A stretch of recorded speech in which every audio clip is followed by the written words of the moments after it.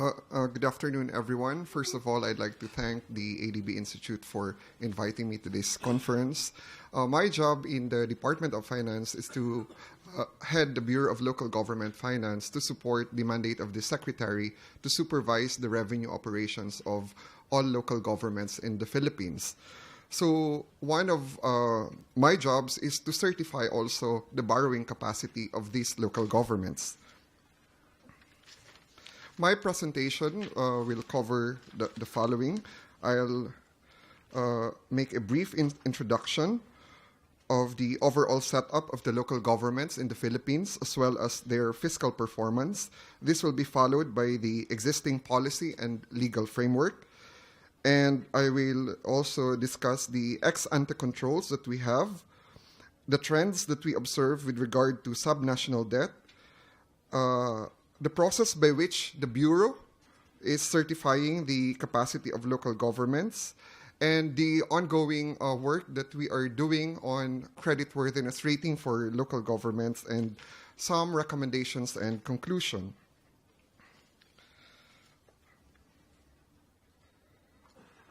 In the Philippines, we have a long history of fiscal decentralization starting in 1991, but over the last 5 decades, decentralization has been ongoing already, starting with the Local Autonomy Act of 1959, the Decentralization Act in 1967, the Local Government Code in 1983, and the Local Government Code, which actually expanded the revenue assignment and expenditure responsibilities of local governments.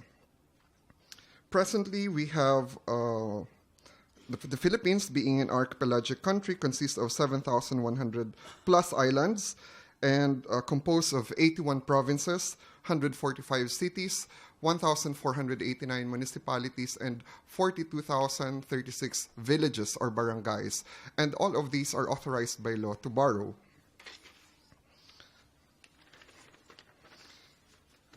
Compared to the earlier setup, before the Local Government Code, now local governments have broader taxing and revenue generation powers. Among these local governments, cities exercise taxing powers on practically all tax bases. LGUs may also impose regulatory fees and user charges, and taxes are largely fixed through ceilings and are not subject to inflation. In terms of adjustment, however, it can be increased by up to 10%, but this can only be done once every 5 years. Any rates or levies or impositions by these local governments must be legislated by the local council of the LGU. Each level of local government has been given broader corresponding responsibilities in providing service to the public. With the fiscal decentralization in 1991, services, facilities, and functions not provided by provinces are supplied in the city, municipal, and barangay levels. Cities have the widest range of taxing powers, and their scope of delivering public service is the widest as well. Over the last 5 decades of decentralization experience, funding or financing development has been a continuing challenge.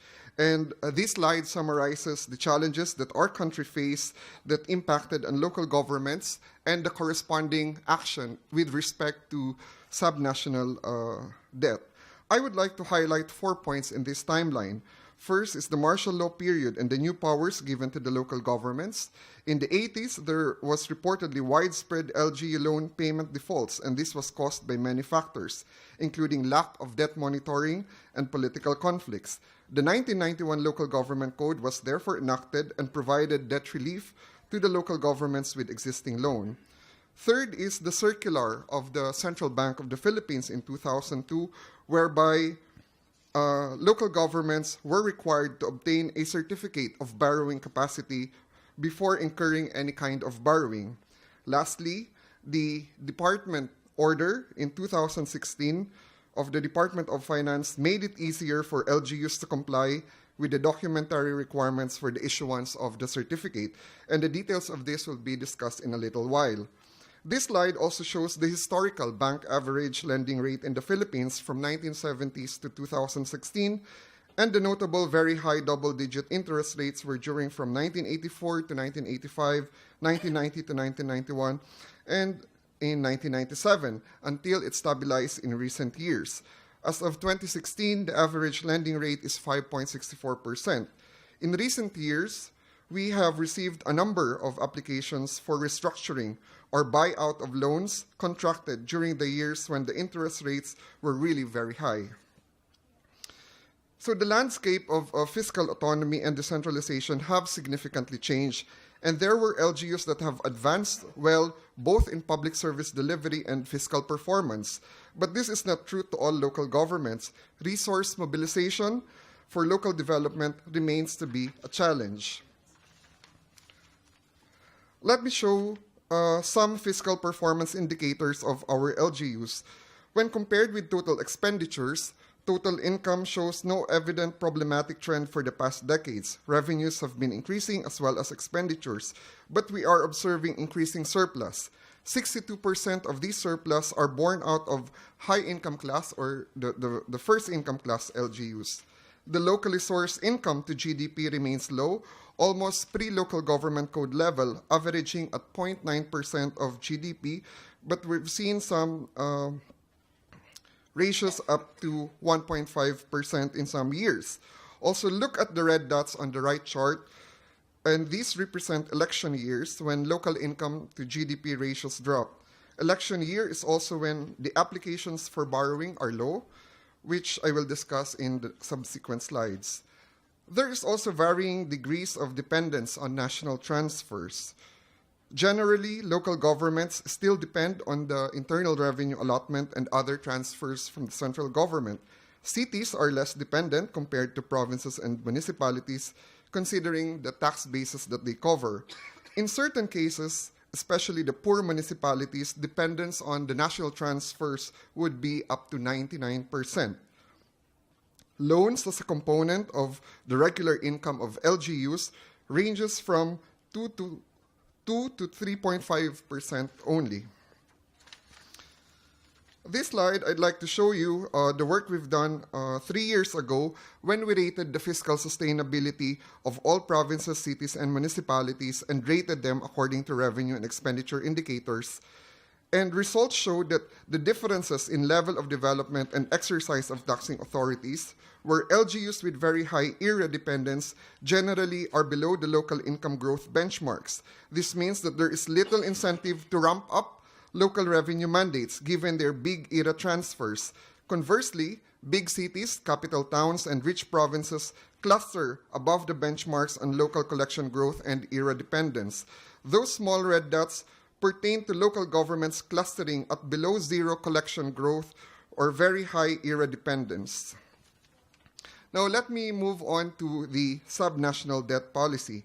As one of the 4 pillars of fiscal decentralization, as mentioned earlier this morning, subnational debt policy and management has guidelines that need to be met.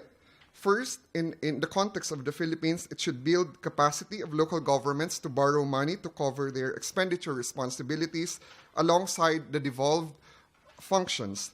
Debt management must also prioritize financing capital infrastructure expenditure and tax flows, as well as political accountability must be fostered out of these decisions.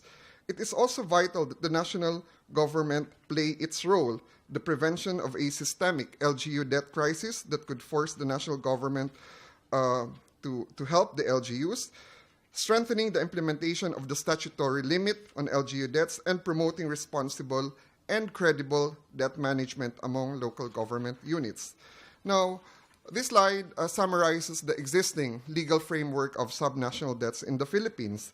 The local government code made it possible for LGUs to create indebtedness and avail of credit facilities. The local government code also states that debt servicing must not exceed 20% of the LGU annual regular income. Debt servicing is also mandatorily required for budget preparation to ensure full provisioning for contractual obligations of the local governments. To ensure that this limit would not be breached, the Department of Finance has been mandated to render technical assistance to any LGU in the availment of credit facilities.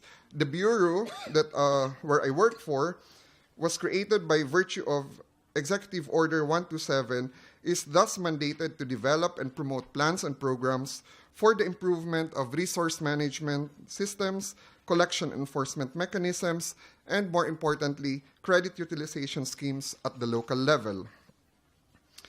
Under the existing law, the following are the forms of indebtedness allowed for local governments. One, loans, credits, and other forms of indebtedness. Second is the deferred payment and other financial schemes. Third is the bonds and other long-term securities, which require clearance from the central bank and the Securities and Exchange Commission and should be within the limits of their borrowing capacity. Interlocal government loans and loans from funds secured by the national government, such as the MDF. Among these forms of indebtedness, credit lines through loans loans is most frequently utilized by LGUs. The current local government code limits also the purpose of local indebtedness. Although different, these purposes all point out to a unifying goal: to assure that LGUs will attain their economic growth and make them less dependent on IRA by investing in infrastructure and development projects. Like what was mentioned this morning, our president is focusing on the Build program, and we expect that the need for improved infrastructure and connectivity will also resonate to the priorities of local governments, and that's why credit financing could address also these needs. Now, this is the DOF, or the Department of Finance LGU financing framework that was developed in 1996. It was designed to categorize the projects of local governments with respect to their income classification and financing support that should be made available to them. The first quadrant shows that credit-worthy LGUs with revenue-generating projects can get financing from GFIs, private commercial banks, the bond market, or enter into BOT arrangements. Second quadrant shows the marginally or non-credit-worthy LGUs with revenue-generating projects could have funding from BOT arrangements, GFIs, and GFI loans with technical assistance, and limited MDF loans. In the third quadrant, credit-worthy LGUs undertaking social or environment projects whose returns are low or long incoming could be allowed to tap long-term, lower-cost ODA funds through loans from the GFIs or the MDF. In the fourth quadrant, the marginally or non-credit-worthy LGUs with social environment projects could be assisted by loans and grants from the MDF in accordance with government policy. Now, the existing framework possesses strong strengths and weaknesses. In terms of strong qualities, there is recognition of disparity among local government units. The framework thus put into place the differentiation in terms of financial performance and capability of local governments. One more thing is the clear designation of plans and its corresponding form of assistance and credit line, thus the graduation approach in this framework. In terms of opportunities for improvements, there is an absence of ex post remedies in the existing framework and in our existing law. The framework thus lacks the monitoring and regulatory measures for borrowing LGUs that was then, but there have been reforms already after this financing framework. A clear index which separates creditworthy from non-creditworthy must also be established, which I will discuss in the subsequent slides.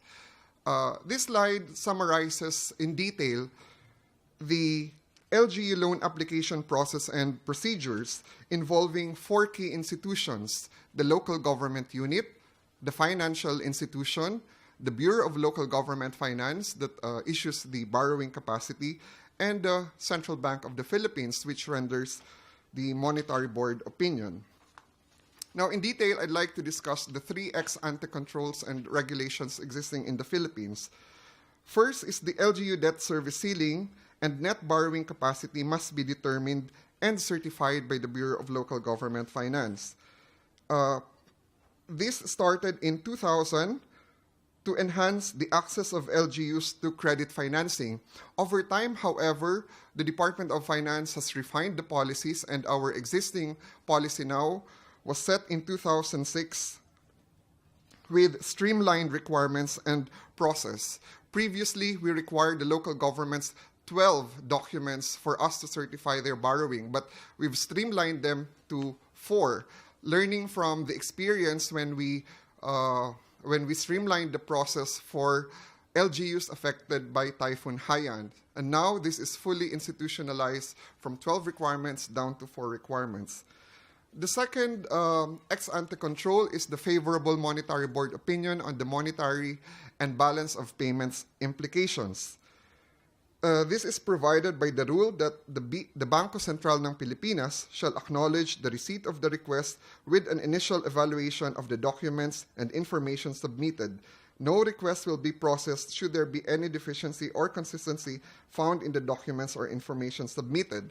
And in 2016, the Central Bank of the Philippines issued circular number 926, making it a mandatory requirement for all local governments to secure first the borrowing capacity from the Bureau of Local Government Finance before it issues its monetary board opinion. The last item is the local authorization by virtue of a legislative resolution or ordinance, and the inclusion of the purpose of the loan in the annual investment plans and priorities of the local government. So this is provided for by law, wherein the local chief executive must first secure an authorization from its council. The proposed projects are priority infrastructure projects, and that the Bangko Sentral will eventually require the submission of a duly executed ordinance approving the proposed borrowing, the purpose, the terms and conditions of such loan. Now, let me discuss the way we issue the borrowing capacity. First is the debt service ceiling. This is the maximum amount that an LGU can appropriate in the annual budget. This is equal to 20% of the annual regular income. For the average for the previous 3-year locally sourced income, shares from national taxes, and actual annual transfers based on data from the Department of Budget as well as from the Commission on Audit. Second, we determine the net debt service ceiling. This is equal to the debt service ceiling less all amortizations payable during the year. And finally, we compute for the borrowing capacity by considering the tenor and interest rate involved in the computation of annuity factor. So these are the streamlined requirements, the 4 documents that we require: the letter request from the mayor or the governor, the certification from the treasurer if it has existing or existing loan, audited financial statements from the Commission on Audit, and the certification from the lending institution that it will not require local government deposit as compensatory balance for the loan. This is how our certificates look like. It has 3 parts: the letter to the local chief executive, the certificate itself on the net debt service ceiling and the borrowing capacity, and the directive to the local treasurer to ensure that the treasurer will also comply with the reporting obligations. This certificate is controlled, it complies with the requirements of the central bank, and this is free of charge when we issue these. Now, some debt profile and trends. Debt servicing of LGUs in the Philippines is always generally below the 20% statutory expenditure limits. This is due to the fact that the ex-ante controls are strictly enforced, and LGUs do not normally max out the borrowing capacities that they have. This is not alarming, as the average is only at 4.3%. LGUs are also required to report their debt service payments to us, to the Bureau of Local Government Finance, through the ESR system. It is a good setup because in the Philippines, local treasurers are directly appointed by the Secretary of Finance. This is perhaps the most unique position in the civil service. It's appointed by the national government but paid by the local government units. So we exercise administrative supervision as well as technical supervision to all local treasurers all over the Philippines.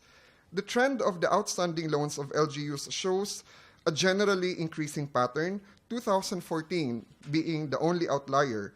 Even though it is increasing, its ratio to the country's GDP has a downward trend, as to be seen on the following slide.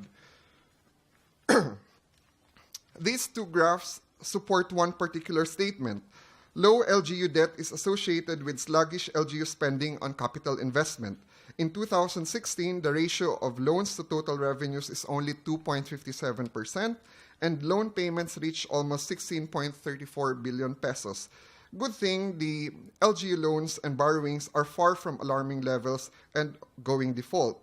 LGUs are still within the statutory limitation for debt servicing at an average of 3.23%, and the outstanding LGU loans amounted to 85.26 billion or 0.59% of the GDP.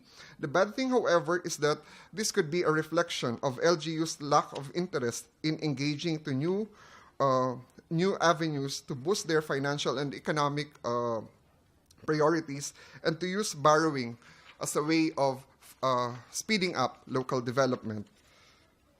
As of June this year, this is the breakdown of the outstanding loans of local governments. It is still dominated by government financial institutions by 86.5% and almost 14% from the private financial institutions. GFIs are mainly from the Land Bank and Development Bank of the Philippines. In terms of loan purpose, the projects are mainly for economic services such as public market, economic enterprise, as well as transportation terminals, constituting about half of the pie. This is followed by general public services like for municipal or city halls, and capital expenditures for roads, bridges, and other infra projects. The request for monetary board opinions show on the right side shows that LGUs prioritize infrastructure projects by 57%, followed by acquisition of heavy equipment and vehicles. Now, on this slide, the focus of these graphs are the years 2013 and 2016, noting that like the ratio of local income to GDP, numbers are also down during election years, and I'm referring to the number of certifications that we issue. Over the last 7 years, the Bureau of Local Government Finance issued a total of 2,210 certificates.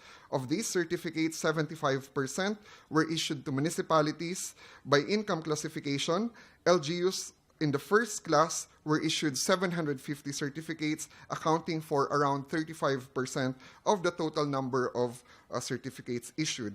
Every year, my office issues an average of 316 certificates to the LGUs. Now, this is the ongoing work that we are doing in the Philippines in support of the oversight function of the Bureau of Local Government Finance. We are developing the Creditworthiness Rating Index,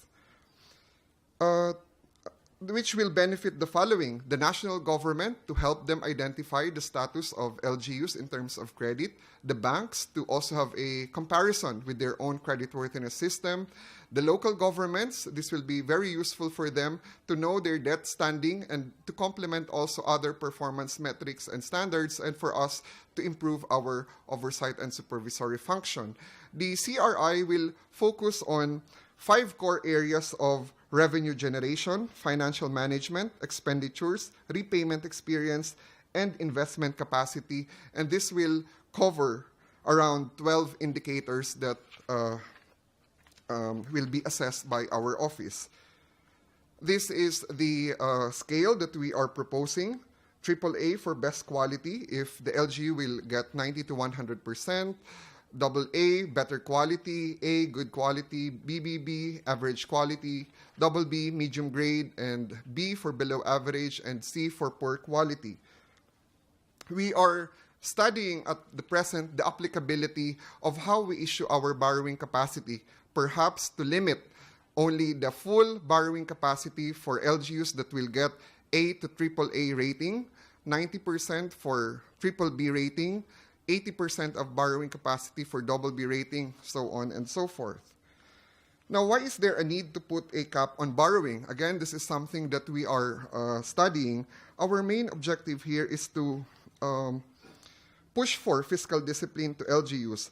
This is not to discourage them, but to minimize haphazard LGU borrowing and to counter soft budget constraints. The advantages is that this will help banks offer lower interest rate, longer grace period, and other measures that would help LGU borrowing.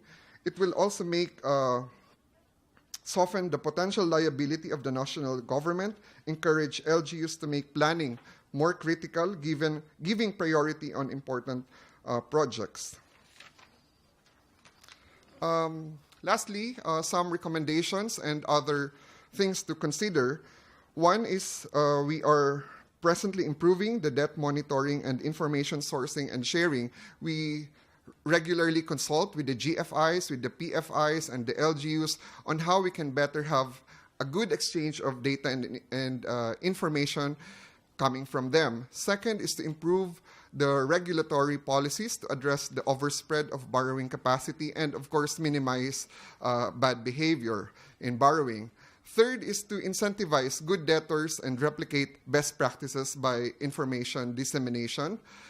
Fourth is to invigorate the subnational bond market, strengthen institutional oversight and stakeholders coordination, because sometimes we receive complaints from local constituency that they do not support the priorities, so on and so forth. The sixth one is to adopt ex post remedies and subnational insolvency system. We were assisted by ADB last year in developing the subnational insolvency proposal, and we hope this could be a good input when government considers a federal setup of government or some revisions in the existing local government code. The seventh consideration is to consider debt service cap based not solely on regular income, because there are also proposals to perhaps consider instead the net operating surplus of the local governments. And more importantly, we want to continuously build and improve the revenue generation capacity of local governments for them to exercise their taxing mandates. In closing, I recall one local chief executive telling me that, "Oh, I'm very proud that I have no debts in my municipality." So that is something that both reassuring and worrisome. Reassuring because maybe of his risk aversion, he prefers the status quo, but worrisome because I'm interested to know what kind or what is the level of development in his municipality. So as a takeaway, credit financing is very important. It has a vital role in local development. We've heard from this morning's discussion, it has risks, so it has to be used prudently and responsibly, as well as strategically, for local governments to attain their vision for progress and, of course, better public service delivery. Thank you very much.